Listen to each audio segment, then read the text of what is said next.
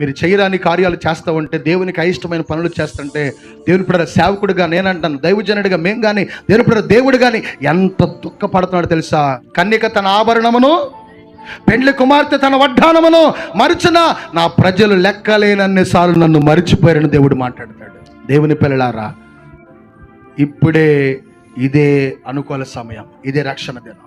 నువ్వు మారాలి, మంచి ఫలాల్లోనికి నువ్వు రావాలి, మంచి క్రియల్లోనికి నువ్వు రావాలి, మంచి ప్రవర్తనలోనికి నువ్వు రావాలి, మంచి నడవడికలోనికి నువ్వు రావాలి, మంచిని నువ్వు సంపాదించుకోవాలి. ఎంతకాలం ఒకవేళ చెడు సంపాదించుకున్నావేమో, చెడ్డ పేరు నీకు వచ్చిందేమో, చెడ్డ విధానాలు నీలో మెదిలాడేమో, చెడు క్రియలు చెప్పండి నీలో రెట్టింపైపోతూ లోకానికి చెడ్డగా చిత్రీకరించబడ్డావేమో, ఈ రోజు నుంచి నీవెలా మార్చబడాలో తెలుసా? ఒక మంచి సాక్ష్యాన్ని నువ్వు సంపాదించుకుందాక. ఆమె చెప్పు గట్టిగా.